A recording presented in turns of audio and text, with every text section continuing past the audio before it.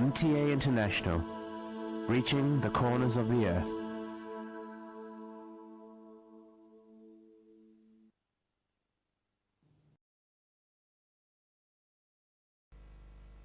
صلی علی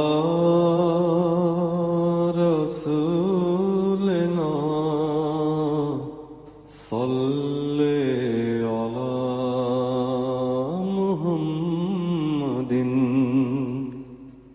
صلی علی نبینا صلی علی محمد صلی علی کریمنا صلی علی محمد صلی علی حبیبنا صلی علی محمد صلی علی امامنا صلی علی محمد صلی علی نبینا صلی علی محمد صلی علی رسولنا صلی علی محمد صلی علی شفیعنا صلی علی محمد صلی علی کریمنا صلی علی محمد صلی علی حبیبنا صلی علی محمد صلی علی امامنا صلی علی محمد صلی علی رحیمنا صلی علی محمد صلی علی نبینا صلی علی محمد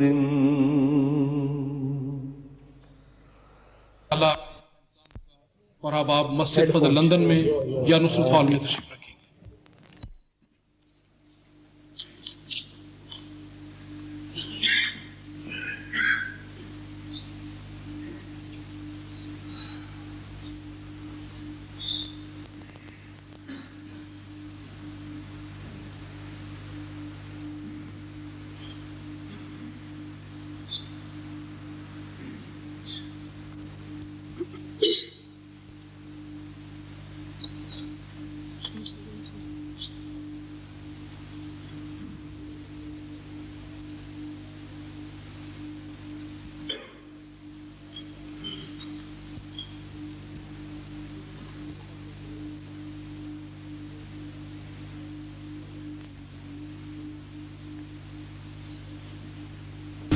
أيها الإخوة والأخوات، السلام عليكم ورحمة الله وبركاته.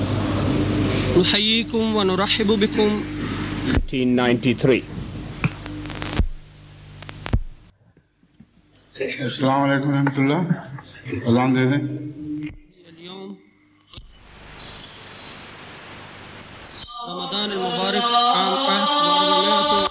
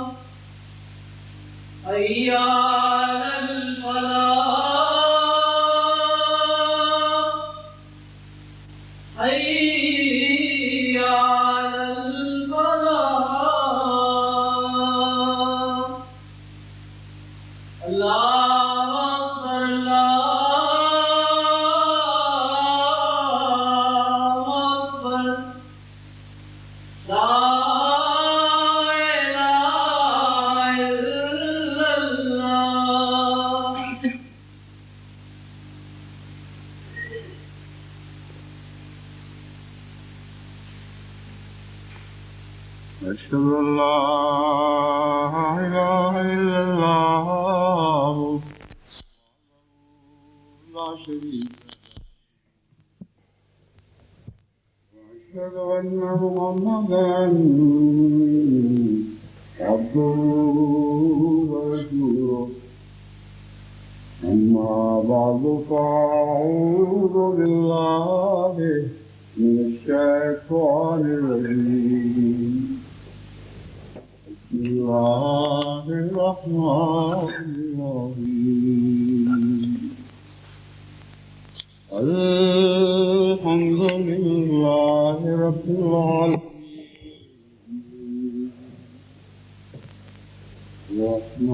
الرحمن مالك يوم الدين.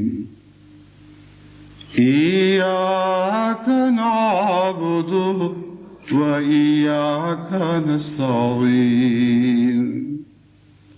اهدنا الصراط المستقيم صراط الذين أنعمت عليهم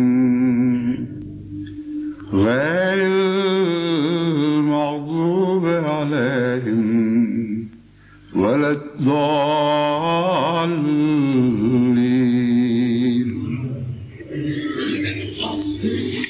يا أيها الذين آمنوا كتب عليكم الصيام كما كتب على الذين من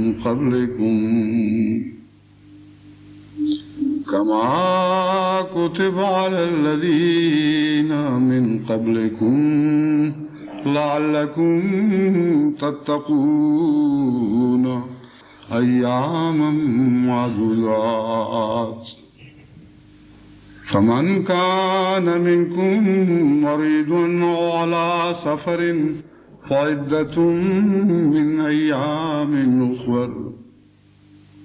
وعلى الذين يطيقونه فدية طعام مسكين. فمن تطوع خيرا فهو خير له وأن تصوموا خير لكم إن كنتم تعلمون. شهر رمضان الذي أنزل فيه القرآن هدى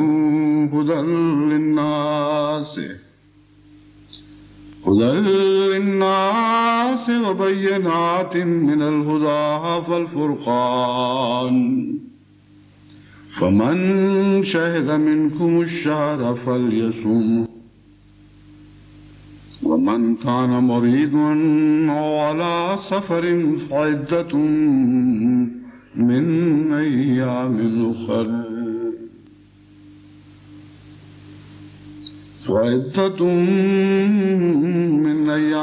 أخر يريد الله بكم اليسر ولا يريد بكم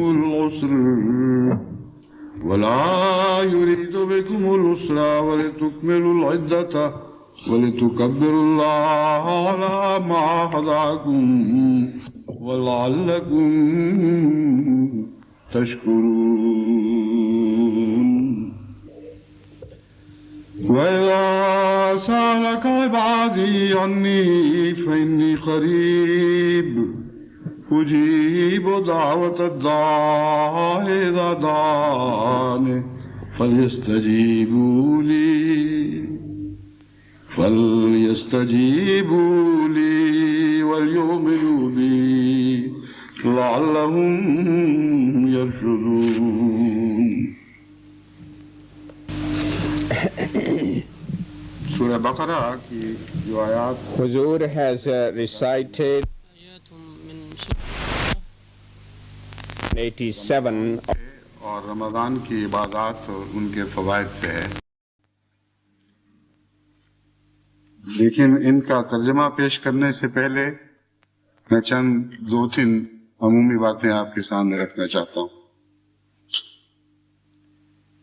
آج کا وہ مبارک دن طلوع ہوا ہے اس جمعے کی شکل میں، جس میں خدا تعالیٰ کے فضل سے احمدیت کو دین کی اشاعت کی راہ میں ایک اور سنگ میل اور ایک تیسرا سیٹلائٹ اسٹیشن ہمیں ملا ہے، جس کے نتیجے میں اب وہ حصے دنیا کے جن میں پہلے خلا تھا وہاں بھی اب خدا کے فضل سے جماعت احمدیہ کی اسلام کی آواز اور جماعت احمدیہ کی طرف سے اسلام کا پیغام صوتی اور نظری صورت میں پہنچایا جا سکتا ہے سے مراد یہ ہے پہنچ رہا ہے، لیکن جس کے سننے کے کان ہوں وہ سنے، جس کی دیکھنے کی آنکھیں وہ دیکھے۔ حضرت عیسیٰ کے نزول میں بھی جو تمثیل بیان فرمائی گئی تھی وہ یہی تھی کہ جو مولوی سیڑھیاں لگائیں گے انہی کے اوپر پاس وہ آئے گا، یعنی آسمان سے تو اترے گا لیکن کوئی سیڑھیاں ہی نہیں لگائے گا، اپنا دل ہی پیش نہیں کرے گا، تو کیسے اس کے دل میں جاگزی ہوگا؟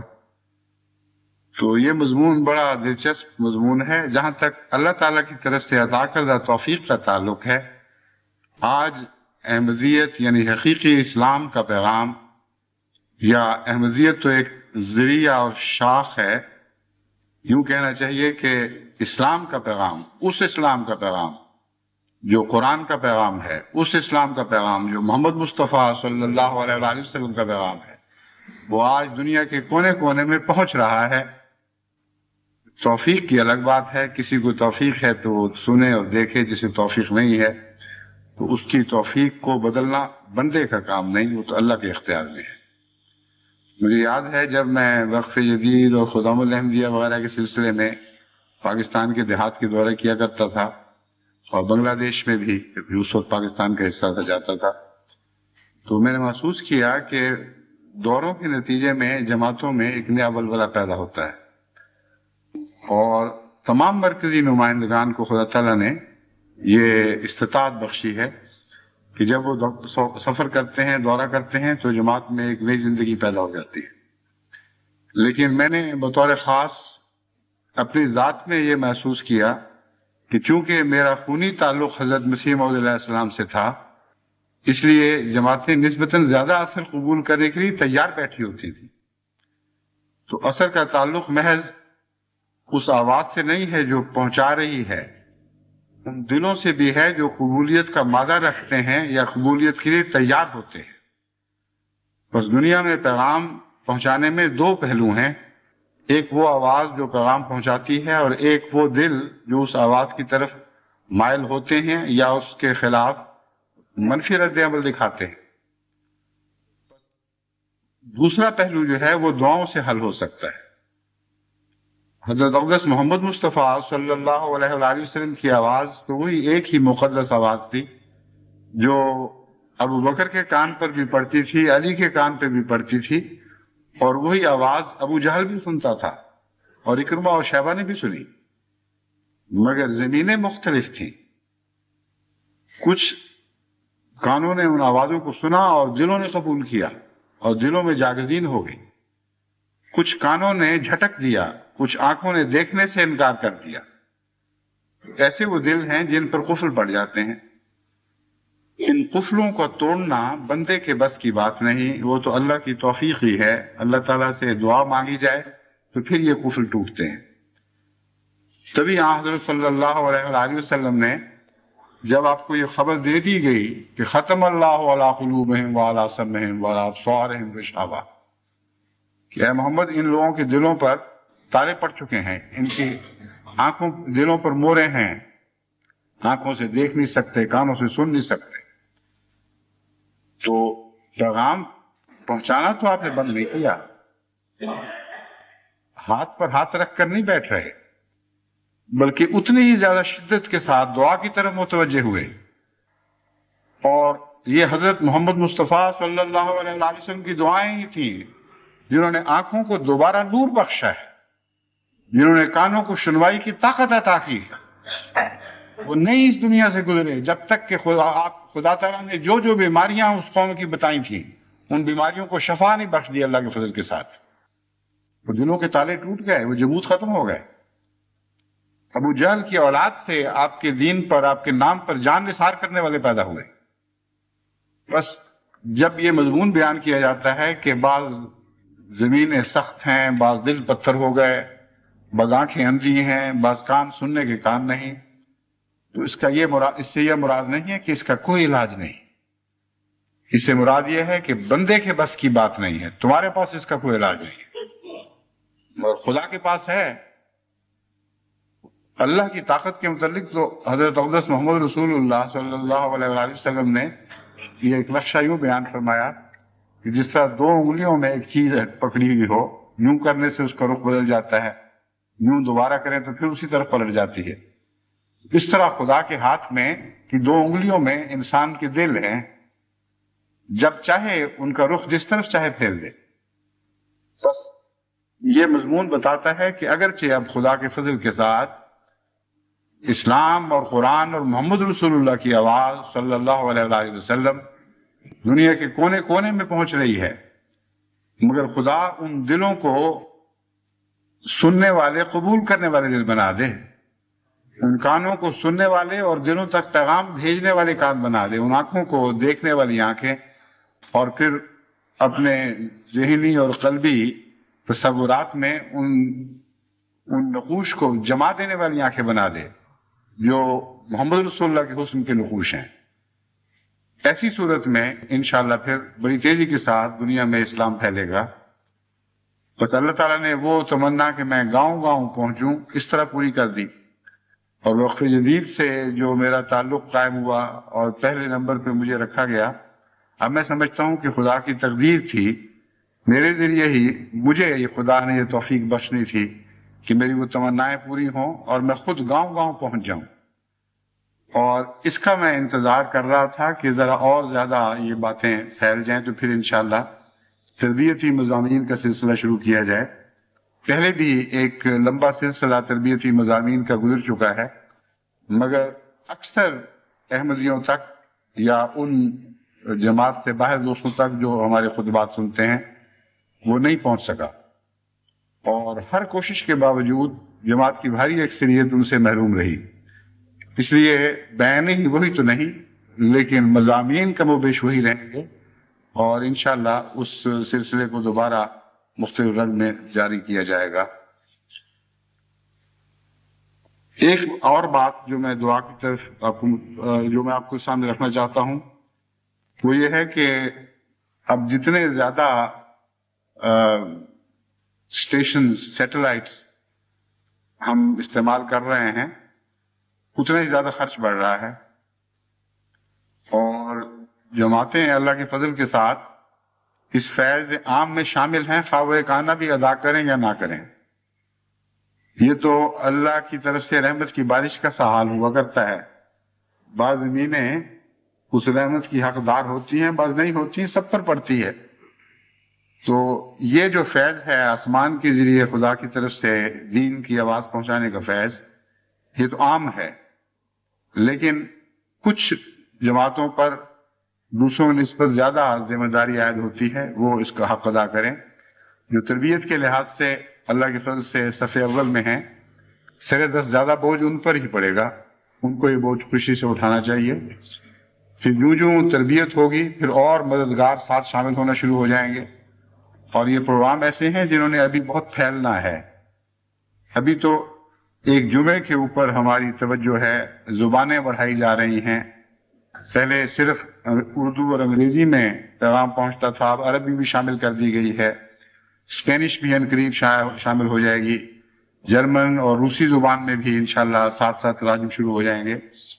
یہ نظام جب پوری طرح مستحکم ہو جائے گا اور اس حصے پر کاٹھی پڑ جائے گی تو پھر انشاءاللہ اور سواریاں بھی بنیں گی اور بھی انتظام چلیں گے۔ بعض دوست بڑے گھبرا کے لکھتے ہیں کہ شاید آپ کی توجہ ادھر نہیں گئی، یہ بھی ہونا چاہیے، وہ بھی ہونا چاہیے، اس قسم کے پروگرام جاری ہونے چاہیے۔ ان کو میں مطمئن کرنا چاہتا ہوں کہ وہ سارے پروگرام نہ صرف ذہن موجود ہیں بلکہ مختلف ذمہ دار آدمیوں کے سپرد ہیں، ان کے اوپر وہ کام شروع کر چکے ہیں۔ لیکن 1 گھنٹے کا ایسا پروگرام جو تمام عالم میں ٹیلی ویژن کے ذریعے دکھایا جاتا ہو، اس کی تیاری میں 1 گھنٹہ صرف نہیں ہوا کرتا، اس کی تیاری میں بعض دفعہ سینکڑوں گھنٹے صرف ہوتے ہیں۔ تو ان باتوں کو دوست پیش نظر رکھیں، صبر سے کام لیں، خدا کی دی ہوئی توفیق سے اب یہ جو کام چلا ہے اس نے تو چلنا ہی چلنا ہے، رکنے والا کام نہیں ہے، اور انشاءاللہ تعالی یہ پھیلے گا۔ اسی تعلق میں یہ بتانا چاہتا ہوں کہ جب بھی انسان نیکی کا کوئی قدم اٹھاتا ہے تو اس کے مقابل پر حسد پیدا ہوتا ہے، اور حسد سے شر کا شرارہ نکلتا ہے جو ارد گرد ماحول میں آگ لگانے کی کوشش کرتا ہے، اور یہ تقدیر ہے مومنوں کی جسے ہم تبدیل نہیں کر سکتے۔ بعض لوگ بعض دفعہ کہتے ہیں کہ کیوں اتنا زیادہ آگے بڑھنے کی کوشش کی تھی، کیوں تعلقات بڑھانے کی کوشش کی، کیا عقل نہیں تھی کہ اس کا نتیجہ نکلے گا اور حسد پیدا ہوگا اور شرارتیں پیدا ہوں گی؟ میں ایسے دوستوں کو جو ایسے دانشور عموماً حالات گزرنے سے پہلے نہیں، حالات گزرنے کے بعد پیشگوئیاں کیا کرتے ہیں، ان کو بتاتا ہوں کہ یہ نہ صرف یہ کہ مجھے علم ہے، بلکہ جب سے خدا تعالیٰ نے دنیا میں خلافت اللہ کا نظام جاری فرمایا ہے، ہر خدا کے خلیفہ کو علم ہے، اور وہ جو خدا کے خلفاء کے خلفاء ہیں، جیسا کہ میں ایک ادنا انسان ہوں، خدا کے خلیفہ کا خلیفہ ہوں، اس کو بھی علم ہے، اور یہ وہ علم ہے جو آفرین زمانے کی پیدائش سے پہلے ہی لکھا جا چکا تھا۔ چنانچہ جب اللہ تعالیٰ نے فرشتوں سے ذکر فرمایا کہ میں خلیفت اللہ بنانے لگا ہوں، تو فرشتوں نے مان پلٹ کر یہ کہا، یا ادب سے عرض کیا کہنا چاہیے کہ اے خدا، وہ خلیفہ جو خون میں فساد کرے گا اور خون بہائے گا؟ خدا تعالیٰ نے یہ نہیں فرمایا کہ غلط کہہ رہے ہو، خون نہیں بہایا جائے گا اور فساد نہیں ہوگا، لیکن ان کی اس بات کو رد کر دیا ان معنوں میں کہ اس کی ذمہ داری خلیفت اللہ پر نہیں ہوگی، ان لوگوں پر ہوگی جو اس کے مقابل پر آ کر فساد کریں گے اور خون بہائیں گے۔ تو جب بھی نظام بدلے جاتے ہیں، جب بھی دلوں میں ایک وسیع تبدیلی پیدا کرنے کی کوشش کی جاتی ہے، جب بھی شیطان کی حکومت مٹا کر الہی حکومت کے قیام کا زمانہ آتا ہے، تو لازماً دوسری طاقتیں رد عمل دکھاتی ہیں۔ اس کا یہ نتیجہ نکالنا کہ کوشش کرنی ہی نہیں چاہیے تھی جس کے نتیجے میں یہ ہو، اگر یہ نتیجہ نکالنا درست ہے تو پھر خلافت کا آغاز ہی نہیں ہو سکتا تھا کبھی۔ خدا تعالیٰ کا پہلا خلیفہ جو خلیفۃ اللہ کے سلسلے کی پہلی کڑی تھی، یعنی حضرت آدم علیہ السلام بحیثیت نبی اللہ، وہی پیدا نہ ہوتے، اور پھر یہ خلافت حضرت اقدس محمد مصطفیٰ صلی اللہ علیہ وآلہ وسلم کی ذات میں اپنی انتہا کو نہ پہنچتی، اپنے منتہا کو نہ پہنچتی، اور وہ کامل وجود پیدا نہ ہوتا جس کے مقابل پر تمام دنیا ہیچ اور کوئی حیثیت نہیں رکھتی، جس کے متعلق اللہ تعالیٰ نے فرمایا لولاکا لما خلقت الافلاک، اے محمد تیری قیمت میری نظر میں اتنی ہے کہ اگر تجھے پیدا کرنا مقصود نہ ہوتا تو اس ساری کائنات، اس زمانوں کو میں پیدا نہ کرتا، یعنی تو ما حصل ہے میرے تخلیقی نظام کا، اور تمام تخلیقی نظام اس غرض سے بنایا گیا کہ بالآخر اسے وہ پھل لگے جس کا نام محمد ہے صلی اللہ علیہ وآلہ وسلم۔ تو یہ سارا دور جو گزرا ہے محمدیت تک کا دور، یہ فساد اور خون کے رستوں سے گزرا ہے۔ جب حضرت اقدس محمد مصطفیٰ صلی اللہ علیہ وآلہ وسلم کا خون احد کی سرزمین میں گرا تو ہر قطرہ اس بات کا گواہ تھا کہ خلیفۃ اللہ اس خون کا ذمہ دار نہیں ہے، بلکہ وہ ظالم ذمہ دار ہیں جنہوں نے دنیا کے سب سے معصوم انسان کا خون بہایا ہے۔ بس فساد کو مٹانے کے لیے جب کوشش کی جاتی ہے تو فساد پیدا ہوتا ہے، جب خون بہانے کے رجحان کو توڑا جاتا ہے اور اس کا رخ بدلا جاتا ہے تو اس کے نتیجے میں پھر خون بہایا جاتا ہے، اور ان دونوں صورتوں میں ذمہ دار وہ لوگ ہیں جو محبت کا جواب نفرت سے دیتے ہیں، جو عقل کا جواب جہالت اور ظلم سے دیتے ہیں۔ وہ لوگ ذمہ دار نہیں جو پیار پھیلاتے ہیں، جو امن پھیلاتے ہیں، جو دنیا سے محبت کی باتیں کرتے ہیں اور چاہتے ہیں کہ انسان کے قریب آئے۔ بس نفرت کی تعلیم دینے والے اپنا رد عمل ہمیشہ نفرت ہی میں دکھائیں گے۔ ہاں، ایک حصہ ان میں سے ایسا ہے جو محبت سے مغلوب ہوتا ہے اور ان کی زمین تھوڑی سی کٹ کر محبت کی زمین میں شامل ہو جاتی ہے، اور یہ سلسلہ اسی طرح جاری و ساری ہے۔ کچھ قدم اور چل کر پھر ماحول بدلتے ہیں، پھر ایک دفعہ تنگی کا سامان پیدا ہوتا ہے، پھر اس تنگی سے پھر ایک یسر یعنی آسانی کی حالت پھوٹتی ہے۔ تو ہم نے جو سفر کرنا ہے یہ بہت لمبا سفر ہے، ساری دنیا کو تبدیل کرنا ہے، سب نفرتوں کو مٹا کر ان کی جگہ محبتیں پیدا کرنی ہیں، اور ہر بے امنی کو ہٹا کر اس کی بجائے امن قائم کرنا ہے۔ یہ ایک آسان سفر نہیں ہے، ہمیں اس راہ میں قربانیاں دینی پڑیں گی۔ جب امن پھیلانے کی کوشش کریں گے تو لوگ ہمارے لیے بد امنی پیدا کریں گے۔ جب ہم یہ کوشش کریں گے کہ انسان دوسرے انسان کا خون بہانا بند کر دے تو لوگ کہیں گے اچھا ہم تمہارا خون بہاتے ہیں، پھر کیونکہ خون بہانے کی عادت تو بڑی گندی ہے، یہ تو پیچھا نہیں چھوڑتی۔ تو کسی نہ کسی کو قربانی کا بکرا بنایا ہی جاتا ہے۔ اس لحاظ سے وہ لوگ جو خوشی سے اپنی جان قربانی کے لیے پیش کرتے ہیں، نہ کہ جان لینے کی خاطر بلکہ جانیں بچانے کی خاطر اپنی جانیں دیتے ہیں، وہ لوگ ہیں جو خلیفۃ اللہ کے متبعین ہیں، اور ان کا مقدر یہی ہے۔ یہ تو جاری و ساری ہے، کوئی دانشور جتنی چاہے تنقید کر لے، اس تقدیر الہی کو بدل نہیں سکتا۔ جو خدا کے بندے ہیں وہ خدا کے بتائے ہوئے رستوں پر ضرور چلیں گے، اس راہ میں کتنی ہی قربانیاں پیش کرنی پڑیں، لیکن دعا ضروری ہے۔ قرآن کریم نے جہاں حسد کا مضمون بیان فرمایا وہاں ساتھ دعا سکھائی، فرمایا ایسے موقع پر دعاؤں کے ذریعے تم اس شر سے بچ سکتے ہو، اور دعاؤں ہی کے ذریعے ان مخفی شر کے مخفی پلنے والے شروں کے شر سے بچ سکتے ہو جو تمہیں دکھائی نہیں دے رہے۔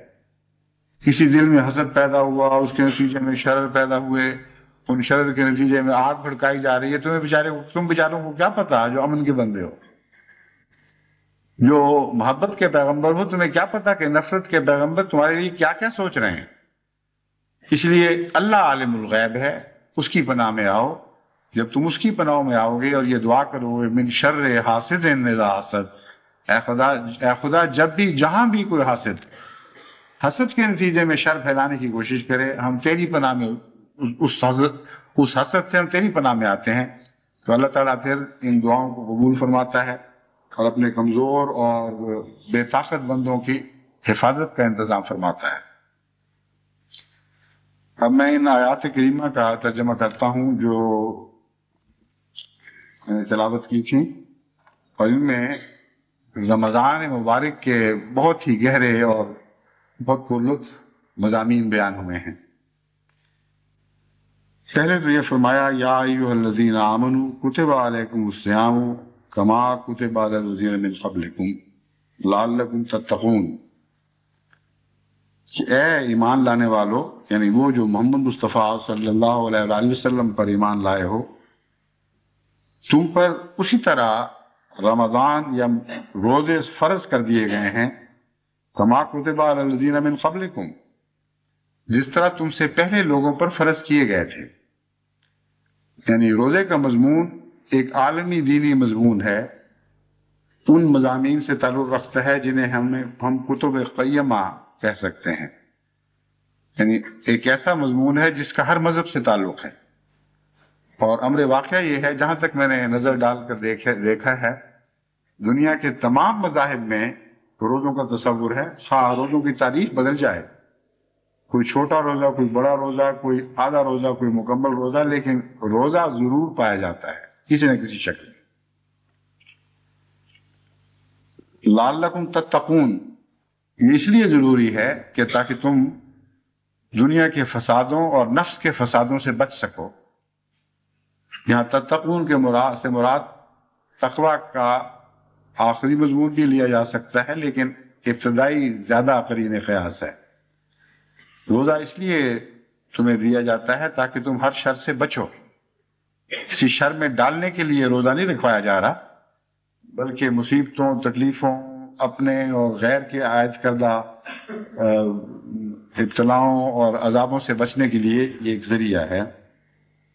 ہمارا ایام معدودات، کوئی لمبا عرصہ نہیں، تھوڑے سے دن ہیں، ایک مہینہ ہے، دیکھتے دیکھتے کٹ جائے گا. فمن کان منکم مریضا او علی سفر، ہاں تم میں سے جو بیمار ہو یا سفر کی حالت میں ہو، فعدۃ من ایام اخر، ایسے شخص کے لیے حکم یہ ہے کہ وہ یہ روزے جو چھوٹ گئے ہیں وہ بعد میں کسی دنوں میں رکھ لے. وعلی الذین یطیقونہ فدیۃ طعام مسکین، اور وہ لوگ جو یطیق، جن کے متعلق فرمایا یطیقونہ، اس کے دو ترجمے ہیں. یطیقونہ کا جو باب ہے وہ اجازت دیتا ہے کہ اس کا مثبت ترجمہ بھی کیا جائے اور منفی ترجمہ بھی کیا جائے. یطیقونہ کا ایک مطلب یہ ہوگا وہ لوگ جو طاقت رکھتے ہیں اس کی، اور ایک مطلب یہ ہوگا وہ لوگ جو اس کی طاقت نہیں رکھتے. تو بیک وقت ایک ہی لفظ دو مختلف اور متضاد معنوں میں استعمال ہو رہا ہو تو وہ مضمون کے اوپر کیا اثر کرے گا، یہ دیکھنے والی بات ہے، اور کس طرح دونوں مضامین کا حق ادا کر دے گا. یہ قرآنی فصاحت و بلاغت کی ایک مثال ہے. آپ دیکھیں کہ کس عمدگی کے ساتھ یہ ایک لفظ مثبت معنی بھی پورے کر دیتا ہے اور منفی معنی بھی پورے کر دیتا ہے. پہلے مضمون کے تعلق میں اگر ہم یہ ترجمہ کریں، فَمَنْ كَانَ مِنْكُمْ مَرِيضًا أَوْ عَلَى سَفَرٍ فَعِدَّةٌ مِّنْ أَيَّامٍ أُخَرَ وَعَلَى الَّذِينَ يُطِيقُونَهُ فِدْيَةٌ طَعَامُ مِسْكِينٍ.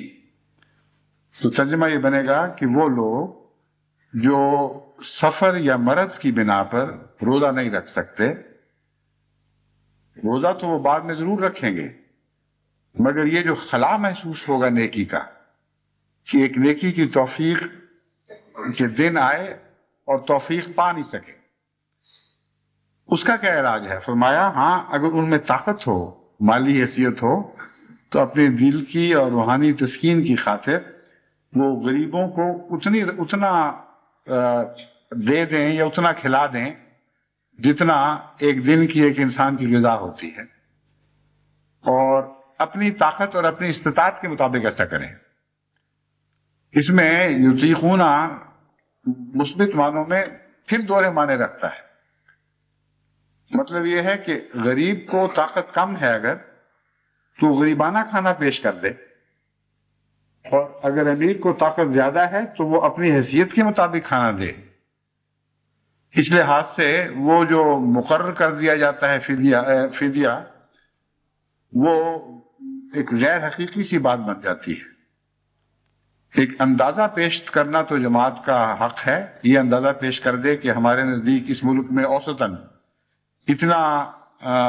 اتنے پاؤنڈ یا اتنے روپے پر ایک انسان کا گزارا ہے، اس لیے ایک دن میں اس کو اپنے کھانے پر اتنا خرچ کرتا ہوگا. لیکن قرآن کریم کا مضمون جو ہے وہ یہ ہے کہ ہر انسان اپنی طاقت کے مطابق خرچ کرے، اپنی طاقت کے مطابق اپنے غریب بھائی کو کھانا کھلائے. اور یہ طاقت اس کے درجات پر بھی حاوی ہے. کم درجے کی طاقت والا کم معیار کا کھانا پیش کرے، زیادہ درجے کی طاقت والا زیادہ معیار کا کھانا پیش کرے. جو اچھا کھاتا ہے وہ ویسا ہی پیش کرے، جو غریبانہ کھاتا ہے وہ ویسا ہی پیش کرے. تو فدیے کی رقم کا جو اندازہ جماعت کی طرف سے پیش کیا جاتا ہے اس سے یہ دھوکہ نہ کھائیں کہ بہت امیر آدمی جو عملاً اس مجوزہ رقم سے بہت زیادہ روزانہ اپنے اوپر خرچ کرتے ہیں، وہ سمجھیں کہ وہ اتنی رقم پیش کر دی ہے تو کافی ہوگا. اپنا حقیقی اندازہ کریں، جو اخراجات ان کے کھانے پر اٹھتے ہیں اس کی اوسط نکالیں اور پھر وہ پیش کریں، اور احتیاطاً کچھ زیادہ کر دیں تو بہتر ہے. دوسرا فرمایا والذین یطیقونہ فدیۃ طعام مسکین، کہ وہ لوگ جو اس کی طاقت رکھتے ہیں، طاقت نہیں رکھتے. فدیۃ و طعام مسکین، یہاں طاقت نہیں رکھتے کا مضمون ایام اخر سے متعلق ہو جائے گا. مراد یہ ہوگی کہ ہم جو کہتے ہیں کہ جو مریض ہو یا سفر پر ہو وہ بعد میں روزے رکھ لے، لیکن اگر کسی شخص میں بعد میں روزے رکھنے کی طاقت نہ ہو، یعنی مرض لمبی ہو گئی اور دائمی بن گئی، یا کوئی اور ایسی باتیں رستے میں حائل ہو گئیں جن کے نتیجے میں بعد میں روزہ رکھنے کی توفیق نہ مل سکے، تو فرمایا ان کے لیے پھر یہ طریقہ ہے کہ وہ پھر فدیہ دے دیا کریں. تو دیکھیں ایک ہی لفظ نے منفی اور مثبت معنی بیک وقت مضمون کے اوپر بیک وقت ادا کیے اور مضمون کے تمام پہلوؤں پر حاوی ہو گئے. پھر فرمایا فمن تطوع خیرا فہو خیر لہ، اس نے اس جو مضمون میں بیان کر رہا ہوں اس کو مزید طاقت دی ہے. فرمایا فمن تطوع خیرا فہو خیر لہ، جو شخص طاقت رکھتا ہو اور خرچ کرے، اور جو شخص طاقت نہ رکھتا ہو بعد میں روزہ رکھنے کی اس لیے خرچ کرے. ان دونوں مضامین کے بیک بیان ہونے سے انسان کا مزاج اس طرف جا سکتا ہے کہ میں چونکہ بعد میں روزہ رکھنے کی طاقت رکھتا ہوں اس لیے میرے لیے ضروری نہیں ہے کہ میں کسی غریب کو کھانا کھلاؤں. اللہ تعالیٰ فرماتا ہے ضروری نہ بھی ہو تو یہ بات سوچ لو، فمن تطوع خیرا فہو خیر لہ، کہ جب نیکیوں کی بات کی جاتی ہے تو عقل والے ضروری کی بحث میں نہیں پڑا کرتے. وہ جانتے ہیں کہ نیکی ہے، اس کا فائدہ ہی پہنچے، اس لیے وہ ہمیشہ اپنے لیے احتیاطی پہلو اختیار کرتے ہیں اور جانتے ہیں کہ نیکی سے فائدہ ہی ہے، نقصان تو کوئی نہیں. اس لیے جو بھی خدا کی مراد ہے دونوں صورتوں میں اسے پورا کرنا چاہیے. وَأَن تُصُومُوا خَيْرٌ لَكُمْ إِن كُنتُمْ تَعْلَمُونَ، اور پھر فرمایا کہ اگر تم روزہ رکھو تو یہ بہتر ہے، یعنی فدیہ دینے کے باوجود پھر بھی روزہ رکھو، اور فدیے کو روزے کا بدل نہ سمجھو، کیونکہ روزہ اپنی ذات میں جو فوائد رکھتا ہے فدیہ وہ فوائد نہیں رکھتا. اس لیے فدیے کو کسی طرح بھی روزے کا بدل نہ سمجھنا. شہر رمضان الذی انزل فیہ القرآن ھدی للناس وبینات من الھدی رمضان کا مہینہ وہ مہینہ ہے جس میں قرآن کریم نازل ہوا. اس پر مفسرین نے یہ بحث اٹھائی ہے کہ سارا قرآن تو رمضان کے مہینے میں نازل نہیں ہوا تھا، آغاز ہوا ہے. اس کا جواب پہلے بھی میں خطبات میں دے چکا ہوں. مختلف مفسرین پہلے یہ بات پیش کر چکے ہیں خود ہی کہ اس کے دو طرح سے جواب ہیں. ایک یہ کہ رمضان کے مہینے میں آغاز ہوا ہے نزول قرآن کا. دوسرا یہ کہ جب قرآن کریم نازل ہوا اور ہوتا رہا تو ہر رمضان پر حضرت جبرائیل حضرت اقدس محمد رسول اللہ کے پاس حاضر ہوا کرتے تھے اور جتنا قرآن نازل ہو چکا ہوتا تھا اس کی دہرائی کراتے تھے رمضان میں، یہاں تک کہ جب قرآن مکمل ہو گیا قرآن کا نزول تو پھر جو رمضان آیا ہے اس میں پورا مکمل قرآن دہرایا گیا ہے. تو انزل فیہ القرآن لفظاً لفظاً بھی پورا ہوا ہے اور مانن بھی کہ رمضان کے مہینے میں قرآن کا آغاز ہوا اور پھر ہر رمضان میں اس وقت تک جتنا قرآن نازل ہوا تھا سب دہرایا جاتا رہا. دوسرا ایک معنی یہ بیان کیا جاتا ہے انزل فیہ القرآن، کہ رمضان کے مہینے کا ایسا تقدس ہے اور اتنا عظیم الشان مہینہ ہے کہ گویا قرآن رمضان ہی کے بارے میں اتارا گیا ہے اور جو کچھ قرآن کے مضامین ہیں وہ رمضان پر صادق آ جاتے ہیں. بس رمضان میں جو نیکیاں انسان اختیار کرتا ہے اس پر ان پر غور کر کے آپ دیکھیں کہ تمام انسانی صلاحیتوں سے تعلق رکھنے والی تمام نیکیاں رمضان کے مہینے میں اکٹھی ہو جاتی ہیں اور ایسا کوئی اور مہینہ انسان پر نہیں آتا جس میں رمضان کی طرح نیکیوں کا اجتماع ہو اور بدیوں سے رکنے پر اتنا زیادہ زور دیا گیا. بس یہ مضمون بھی بین ہی صادق آتا ہے کہ قرآن رمضان کے متعلق اتارا گیا ہے. اگر تم غور کرو گے تو رمضان کے مہینے میں قرآن کریم کے تمام مضامین صادق آتے دیکھو گے.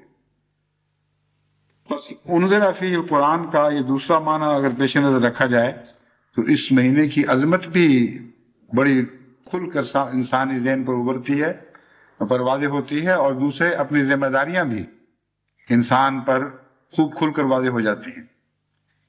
یعنی سارے قرآن کے اوپر عمل کرنے کی کوشش ایک مہینے کے اندر ایک غیر معمولی ایکسرسائز، انٹینس ایکسرسائز کی صورت میں ہمارے سامنے آتی ہے. ایک ایسی جد و جہد اور کوشش ہے جو ساری زندگی کا خلاصہ ہے اور اس ورزش سے گزرنے کے بعد انسان کی صحت ہر پہلو سے خدا کے فضل کے ساتھ پہلے سے بہت زیادہ ترقی کر جاتی ہے. چنانچہ قرآن رمضان میں اتارا گیا اور رمضان کے بارے میں اتارا گیا. اس میں کن معنوں میں ہے یہ؟ قرآن کریم خود اس کی تشریح فرماتا ہے. قرآن کیا ہے؟ ہدی للناس، یہ بنی نوع انسان کے لیے ہدایت ہے. بینات من الہدی، اور ہدایت میں سے ایسی خصوصیت کے ساتھ ایسی ہدایت کی باتیں جو غیر معمولی شان کے ساتھ کھل کر دنیا کے سامنے ابھرتی ہیں. یعنی ایسی ہدایت جو تمام دنیا میں روشنی پیدا کر دیتی ہے، ان کے سارے شک دور کر دیتی ہے، ان کے سارے توہمات کے اندھیرے زائل کر دیتی ہے. بینات من الہدی سے مراد وہ ہدایت ہے جو انسان کا دماغ اور اس کا دل روشن کر دے. پھر فرمایا والفرقان، اور ایسی ہدایت جو فرق کر کے دکھا دیتی ہے. جو خدا کا ہے وہ خدا کا ہو کر دکھائی دیتا ہے، خدا کا ہوا دکھائی دیتا ہے، خدا کا بندہ بن کر غیر اللہ سے الگ ہو جاتا ہے. اور جو غیر اللہ کا ہے وہ الگ ہو جاتا ہے اور پہچانا جاتا ہے کہ یہ کون ہے. بس رمضان کے مہینے میں قرآن کریم اپنی یہ تینوں شانیں دکھاتا ہے.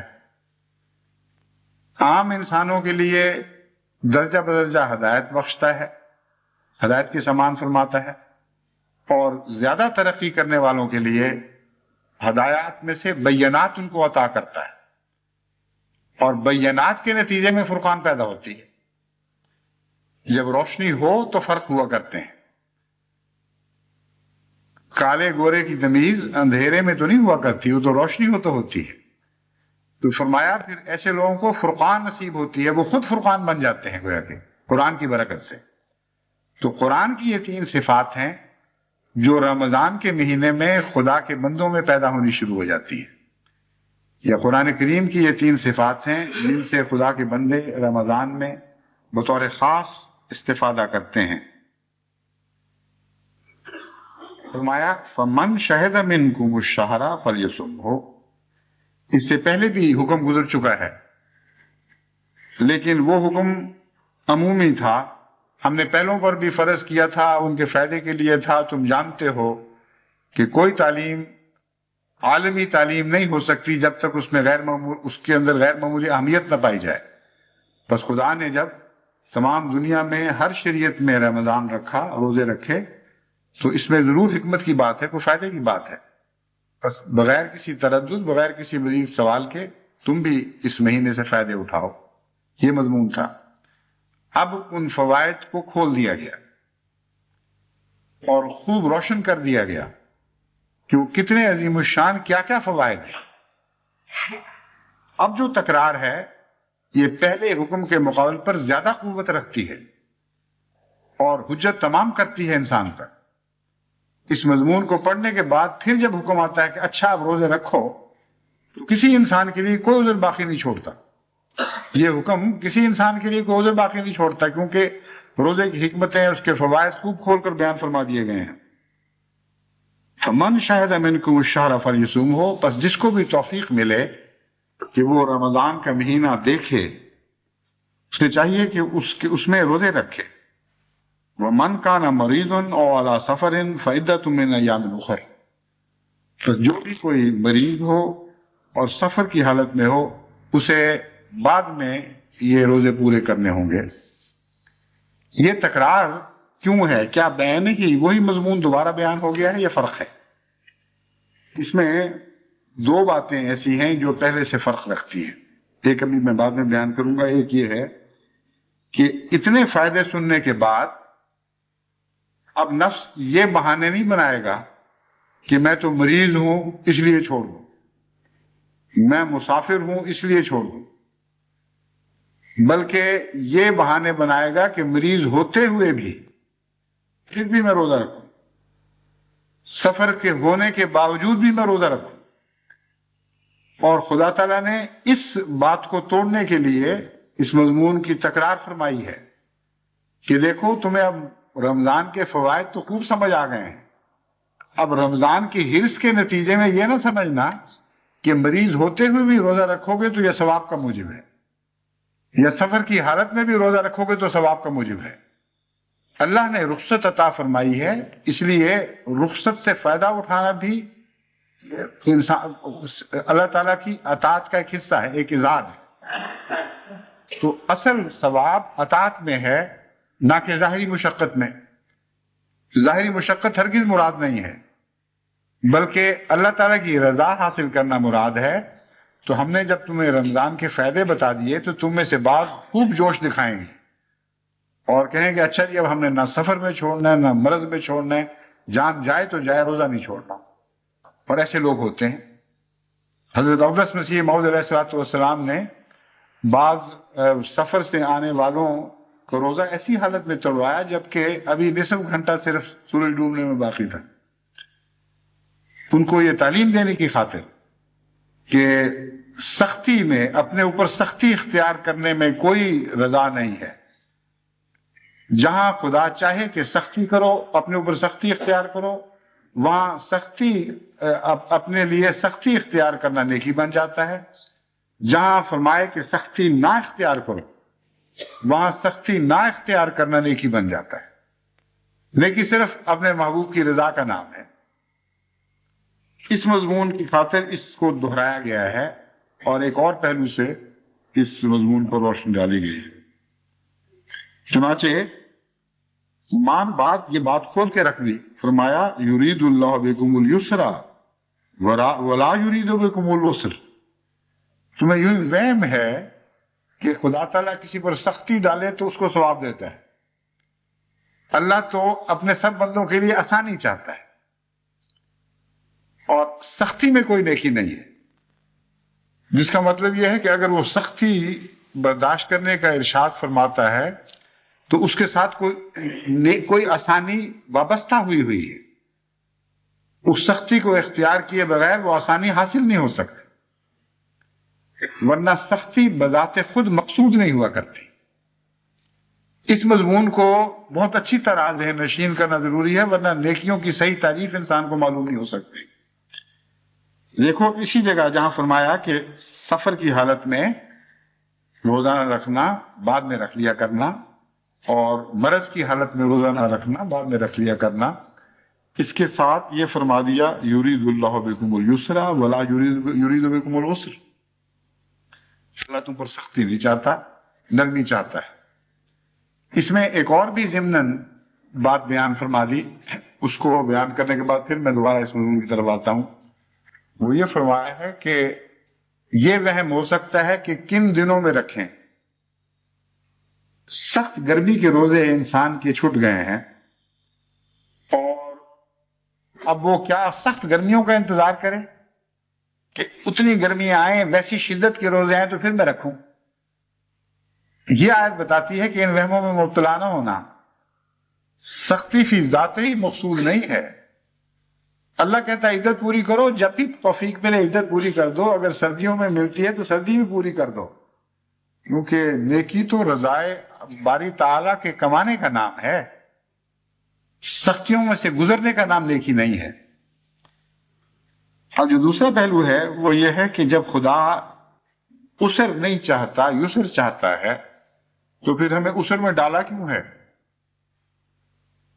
اس بات کو یاد رکھیں، جہاد کا مضمون بھی اس میں داخل ہے، ہر قسم کی محنت اور مشقت کا مضمون اس کے اندر آ جاتا ہے، جس کی تعلیم خدا تعالیٰ دیتا ہے، جس کے نتیجے میں انسان کو اپنے اوپر کئی چیزیں حرام کرنی پڑتی ہیں، کئی جائز چیزیں چھوڑنی پڑتی ہیں، اور کئی قسم کی ایسی تکلیفیں طوعی طور پر اختیار کرنی پڑتی ہیں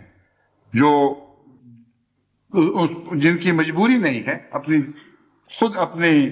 عقل کے فیصلے کے مطابق جہاں اسے اختیار ہے، چاہے تو سختی اختیار کرے، چاہے تو نہ کرے، وہ سختی کو اختیار کرتا ہے اللہ کی رضا کی خاطر. تو خدا نے کیوں پھر سختی فرض فرما دی جب یسر چاہتا ہے؟ تو اس کی وجہ یہ ہے کہ نظام کائنات میں بعض آسانیاں بعض مشکلات کا پھل ہے. ایک زمیندار جب محنت کر کے فصل کاشت کرتا ہے اور پھر سارا سال اس کی حفاظت کرتا ہے، تو یہ مطلب نہیں ہے کہ اگر وہ بغیر محنت کے بھی وہ چیز اس کو نصیب ہو سکے تو ضرور محنت کرے. بعض دفعہ بعض حالات میں ایک زمیندار کو زیادہ کڑی محنت کرنی پڑتی ہے. سخت سردی میں اس کو صبح صبح اٹھنا پڑتا ہے، جب کورا جم رہا ہو اس وقت کھیتوں میں پانی دینا پڑتا ہے. بعض دفعہ اسی کام کے لیے اس کو بہت کم محنت کرنی پڑتی ہے. اچھے موسم ہیں، صبح نکلنے کو ویسے ہی انسان کا دل چاہتا ہے، لطف اٹھاتا ہے انسان. تو سختی فی ذات ہی مراد تو نہیں ہوتی. کوئی ذمہ دار کہے کہ نہیں، جب چونکہ میں نے زیادہ سختی نہیں کی اس لیے مجھے پھل کم ملے گا. جتنی سختی آسانی کے لیے ضروری ہے، عقل کا تقاضا ہے اتنی ہی سختی کی جائے، اور خدا تعالیٰ اس سے زیادہ سختی انسان پر نہیں ڈالتا. ہر سختی کے نتیجے میں ایک آسانی ہے، اور وہ ضروری ہے کہ اس سختی سے گزرا جائے. چنانچہ اسی مضمون کو اللہ تعالیٰ یوں بیان فرماتا ہے، اِنَّ مَعَ الْعُسْرِ يُسْرًا، اِنَّ مَعَ الْعُسْرِ يُسْرًا. یہ دیکھو، ایک بظاہر اس کا ترجمہ یہ کیا جاتا ہے ہر عسر کے بعد ایک آسانی ہے، ہر عسر کے بعد ایک آسانی ہے. مگر اگر بنظر غور دیکھیں تو ہر عسر مراد نہیں ہے. بعض قومیں سختی کی چکی میں پیسی جاتی، وہ شدائد اور مصائب کا شکار ہو کر پارا پارا اور ریزہ ریزہ ہو جاتی، اور ان کے لیے کوئی آسانی بعد میں نہیں آتی. تو العسر سے مراد وہ عسر ہے یہاں جس کی قرآن نے تعلیم دی ہے، وہ عسر جو خدا کی رضا کی خاطر اختیار کیا جاتا ہے، وہ سختی جو انسان خدا کی خاطر جھیلتا ہے. ہر وہ سختی جس کا شریعت سے تعلق ہے اس کے متعلق لازماً یہی قانون ہے اور کوئی اس کو بدل نہیں سکتا کہ انا مال العسر یسرا، انا مال العسر یسرا. یاد رکھو جتنی پابندیاں تم پر لگائی گئی، جتنی سختیاں تم پر عائد کی گئی ہیں، ان میں سے ایک بھی بے فائدہ نہیں ہے، ہر ایک کا فائدہ ہے، ہر ایک کے نتیجے میں تمہیں آسانیاں نصیب ہوں گی. بس یہی وہ مضمون ہے جس کو اللہ تعالیٰ یوں فرماتا ہے یرید اللہ بکم اليسر ولا یرید بکم العسر. عسر اپنی ذات میں کبھی بھی خدا کا مقصود نہیں ہے کہ سختی کی خاطر سختی ڈالو، بلکہ آسانی پیدا کرنا ہے. جہاں آسانی سختی کے رستوں سے گزرنے کے بعد نصیب ہوتی ہے وہاں تمہیں سختی سے گزارا جائے گا. اگر ایک بچے کو اسکول بھیجے بغیر وہ تمام تعلیم ودیت ہو جائے جو اسکول جانے کے نتیجے میں آتی ہے، تو کسی ماں کو کیا ضرورت ہے کہ اس کو صبح اٹھائے، مصیبت میں مبتلا ہو، اسے مصیبت میں مبتلا کرے اور روزانہ اسکول بھی بھیجے، اس کے خرچ بھی برداشت کرے. اگر گھر بیٹھے ایک دن ایک صبح اسے سب کچھ مل جائے اور علم اور ذہن روشن ہو جائیں تو کوئی ماں اس مصیبت میں نہیں پڑے گی. مقصد تکلیف دینا نہیں، بلکہ تکلیف کے بعد جو خوش منظر اس کے سامنے رہتا ہے، جو اعلیٰ فوائد اس کو دکھائی دے رہے ہوتے ہیں، ان فوائد کی خاطر ماں بچے کو تکلیف میں ڈالتی ہے. اور اگر ایسی تکلیف میں ڈالے جس کا فائدہ کچھ نہ ہو تو وہ جہالت ہے. اس مضمون کا اس سے بھی تعلق ہے جو میں نے پہلے بیان کیا. ہمیں جب خدا تعالیٰ ایک کامیابی کے بعد کچھ تکلیفوں میں پڑنے دیتا ہے، اس کے نتیجے میں حسد بھی پیدا ہوتے ہیں اور کئی قسم کی مشکلات اور روکیں کھڑی ہو جاتی ہیں، تو اللہ تعالیٰ فرماتا ہے کہ یہ روکیں پیدا کرنا مقصود نہیں تھا. ان روکوں کے نتیجے میں خدا کی خاطر جو تمہیں دکھ ملتے ہیں پھر، اور تمہارے دل ایک قسم کے عذاب میں مبتلا ہو جاتے ہیں کہ اچھا ہے، اچھی پاگل دنیا ہے، ہم نے ان کے لیے نیکی کی، یہ آگے سے نفرتوں کے ذریعے جواب دے رہے ہیں، ہم ان کی بھلائی چاہتے ہیں، یہ پاگل ڈنڈے لے کر ہمارے پیچھے پڑ گئے، ہم پیار اور محبت کا پیغام دیتے ہیں، یہ گالیاں دیتے ہیں.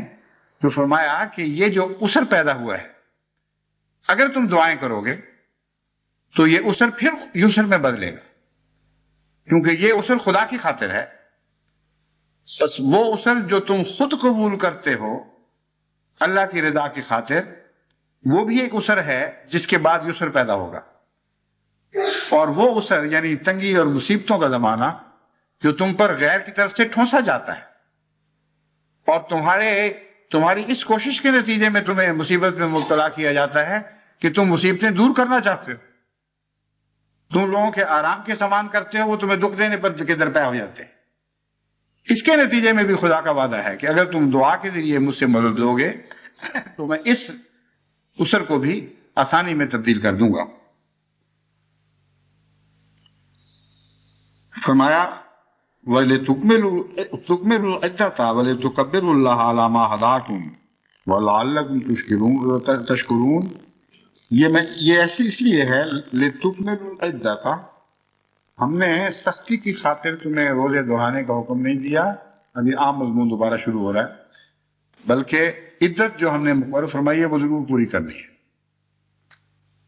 اگر 29 روزے فرض ہوئے ہیں تو 29 پورے کر کے دکھانے ہوں گے تمہیں، بچنا نہیں. اگر 30 پورے ہیں تو پھر 30 پورے کرنے ہوں گے. وَلِتُكَبِّرُوا اللَّهَ عَلَى مَا هَدَاكُمْ، تاکہ تم اس ہدایت کے نتیجے میں جو تمہیں اس کے نتیجے میں نصیب ہوگی اللہ تعالیٰ کی تکبیر کرو. وَلَعَلَّكُمْ تَشْكُرُونَ، اور پھر تم خدا کے شکر گزار بندے بنے. شکر گزار انسان تب بنتا ہے جب اسے کوئی فائدہ پہنچتا ہے اور اس فائدے کا مزہ اٹھاتا ہے. اس میں ایک یہ وعدہ ہے کہ جب تم روزوں میں سے گزرو گے تم میں سے بعض بڑی مشکل محسوس کریں گے، بڑی تنگی محسوز کریں گے، کس مصیبت میں پڑ گئے. اور بہت سے لوگ ہیں جو جتنا رمضان قریب آتا ہے اتنا ڈر رہے ہوتے ہیں کہ آ گئے نہ پھر روزے. سختی روز صبح اٹھنا، روز صبح کھٹے ڈکار، گرمی ہو تو پیاس، سردی ہو تو بھوک، کن کن مشکلوں سے ہم نے گزرنا ہے. آدھی راتوں کو اٹھنا ہے، وہ دن آرام کے ختم، وہ عیش کی راتیں ختم. یہ سوچیں لے کر رمضان میں داخل ہو رہے ہوتے ہیں. لیکن جو خدا کی خاطر برداشت کرتے ہیں وہ شکر ساتھ ساتھ کرنا شروع کر دیتے ہیں، کیونکہ ہر رمضان گزرنے کے بعد ان کا نفس گواہی دیتا ہے، وہ اپنے کھلی آنکھوں سے دیکھ رہے ہوتے ہیں کہ اس رمضان کا ان کو بہت فائدہ پہنچا۔ بے وجہ کے گوشت، بے وجہ کی چربیاں جو چڑھا بیٹھے تھے سستیوں میں وہ جھڑ جاتی ہیں، گناہوں کی میل جو جگہ جگہ لگ گئی تھی اور چمٹی بیٹھی تھی وہ اترنے لگتی ہے، اور بعض انسان چتکبرے بن کے نکلتے ہیں، یعنی ایک انسان بہت دیر سے نہایا نہ ہو نا تو اس کے اوپر میل اور گند اس طرح چمٹ جاتے ہیں کہ جب وہ نہانے کے بعد تولیہ پھیرتا ہے تو کہیں سے میل اترتی ہے، کہیں سے چمٹی رہتی ہے، لیکن جتنا بھی نظر صاف آنا شروع، جتنا بھی بدن صاف نظر آنا شروع ہے شکر ہی پیدا ہوتا ہے۔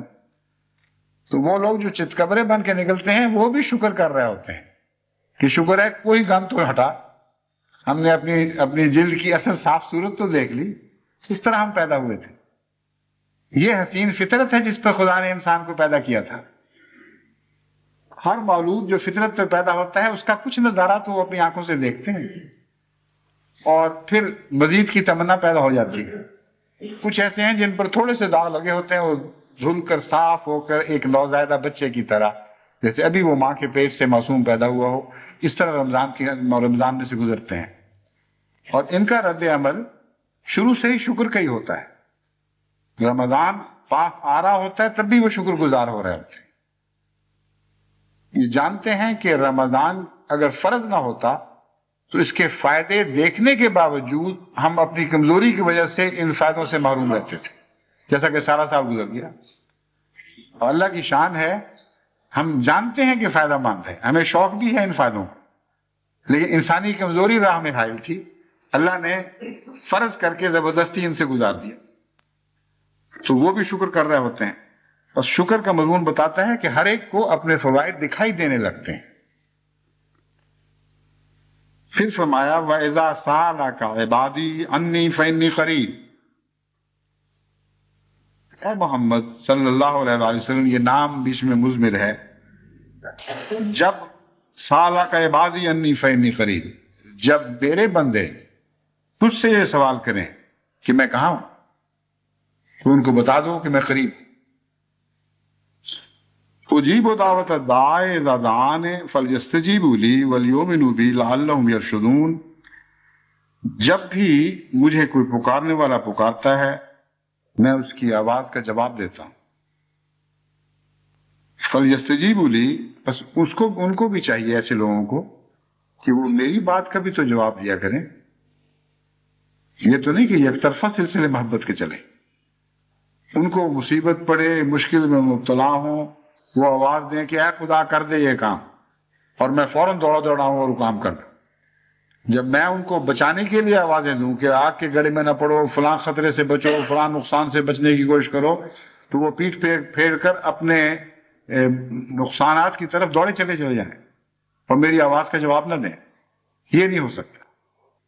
فرماتے میں قریب تو ہوں، لیکن اس شخص کے قریب ہوں جو میرے قریب رہتا ہے، جو میری باتوں کا جواب دیتا ہے، میری باتوں پر عمل کرتا ہے۔ جو مجھ سے پیٹھ پھیر کر بھاگتا ہے اس کے میں قریب نہیں ہوں، وہ تو فاصلے خود بنا رہا ہے میرے اور اپنے درمیان۔ بس انہی قریب کا مضمون یہ بیان فرما کے پھر فرمایا وَلْيُؤْمِنُوا بِي لَعَلَّهُمْ يَرْشُدُونَ، بس وہ چاہیے کہ وہ لوگ مجھ پر ایمان لائیں تاکہ وہ ہدایت پائیں۔ یہاں اس بات کو پیش نظر رکھنا چاہیے کہ ایک تو اس کا تعلق براہ راست رمضان سے بھی ہے، وَإِذَا سَأَلَكَ عِبَادِي عَنِّي فَإِنِّي قَرِيبٌ، یہ سارا مضمون رمضان کا بیان ہو گیا۔ اس کی اصل جزا کیا ہے؟ یہ شکر تک بیان ہوا ہے کہ شکر تو کرتے ہیں، لیکن جزا کی تفصیل بیان نہیں ہوئی تھی۔ آپ دیکھ لیں اتنی بڑی نیکیاں ہیں اور جزا کی کوئی تفصیل بیان نہیں ہوئی، حالانکہ اس سے پہلے جو معمولی سی نیکیوں کا بھی ذکر جہاں قرآن کریم میں اور ملتا ہے وہاں تفصیل جزا کی بہت تفصیل بیان ہوتی ہے۔ ہدایت اور بینات اور ہدا اور الفرقان کا قرآن کے حوالے سے ذکر ہے، ہم نے تفصیلاً یہ معنی کیے کہ اس مہینے سے جب وہ گزرتے ہیں تو انہیں یہ چیزیں نصیب ہوں گی، مگر یہ تو خود نیکیاں ہیں، جزا تو نہیں. ایک معنی میں جزا بھی ہیں لیکن فی ذات ہی نیکیاں ہیں جن کی جزا ملنی چاہیے، تو جزا کا کوئی ذکر نہیں نظر آیا. یہ آیت بتاتی ہے کہ خدا جزا ہے رمضان کی، اور یہ وہ نیکی ہے جس کے نتیجے میں خود اللہ تعالیٰ جزا بن جایا کرتا ہے. فرمایا فإنی قریب، مجھے وہ اپنے قریب دیکھیں گے. بس وہ لوگ جو رمضان میں سے گزر جاتے ہیں اور نیکیاں اختیار کرتے ہیں مگر خدا کو قریب نہیں پاتے، ان کے لیے لمحہ فکریہ ہے. ان کو اپنے متعلق غم لگا لینا چاہیے، فکر لگا کے بیٹھ لینا چاہیے کہ ہم نے کیا کیا. سارے مہینہ سختیاں جھیلی اور یسر پھر بھی نہ آئے. ہم خدا کے قریب ہونے کی کوشش کرتے رہے مگر خدا آج بھی ہم سے دور ہے اور وہ فاصلے پاٹے نہیں گئے.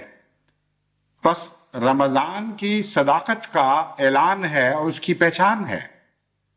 اگر رمضان سچا گزرا ہے تو اس طرح پھر رمضان اپنی جزا دیا کرتا ہے، اور اگر رمضان سچا گزرا ہے تو اس کی جزا ضرور خدا ہوگا اور تم خدا کو اپنے پاس دیکھو گے. فَلْيَسْتَجِيبُوا، پھر وہ زیادہ اس بات کے اہل ہوں گے کہ خدا کی آواز پر لبیک کہہ سکیں، کیونکہ جب ایک دفعہ پھل چکھا دیا جائے تو دوبارہ محنت کرنے کی صلاحیت پہلے سے بڑھ جایا کرتی ہے. جو مقصد تھا وہ حاصل ہوا، نظر آیا کہ اب خدا قریب آ گیا ہے. فَلْيَسْتَجِيبُوا کا ایک یہ بھی مطلب ہے، جب وہ مجھے قریب دیکھیں گے تو پھر میری باتیں زیادہ غور سے سنیں گے. بس یہ ایسا مضمون ہے جو دونوں طرح عمل دکھلا رہا ہے. بہت ہی خوبصورت مضمون ہے. فَلْيَسْتَجِيبُوا لی ایک شرط ہے کہ میں قریب ہوں گا، میں دعا کا جواب دوں گا. شرط یہ ہے کہ تم بھی تو میری باتوں کا جواب دیا کرو.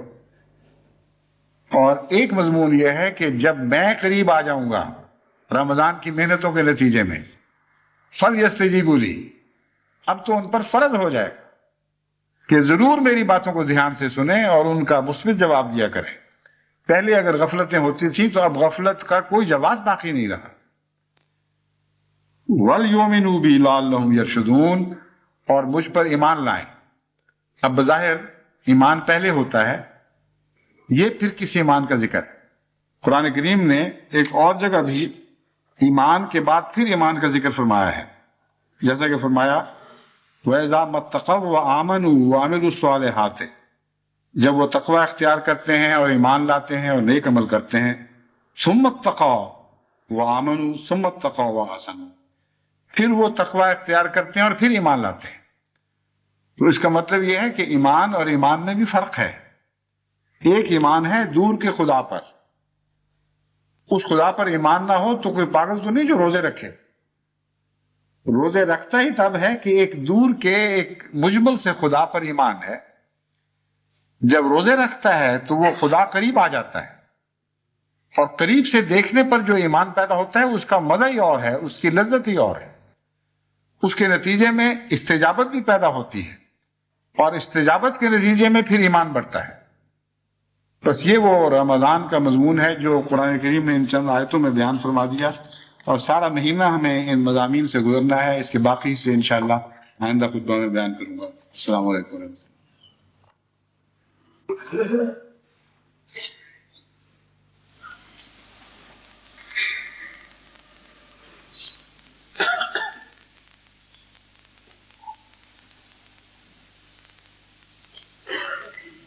الحمد لله نحمده ونستعينه ونستغفره ونؤمن به ونتوكل عليه ونعوذ بالله من شرور أنفسنا ومن سيئات أعمالنا ونعوذ بالله من شرور أنفسنا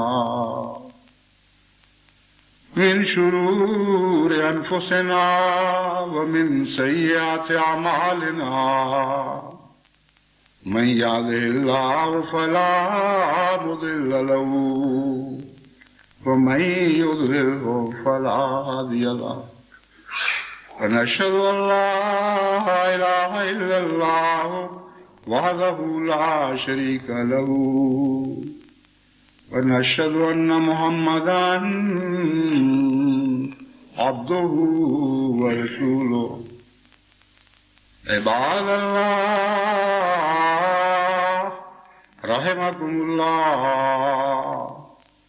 إن الله يأمر بالعدل والإحسان وإيتاء ذي القربى وينهى عن الفحشاء والمنكر والبغي يعظكم لعلكم تذكرون اذكروا الله يذكركم وادعوه يستجب لكم ولذكر الله أكبر.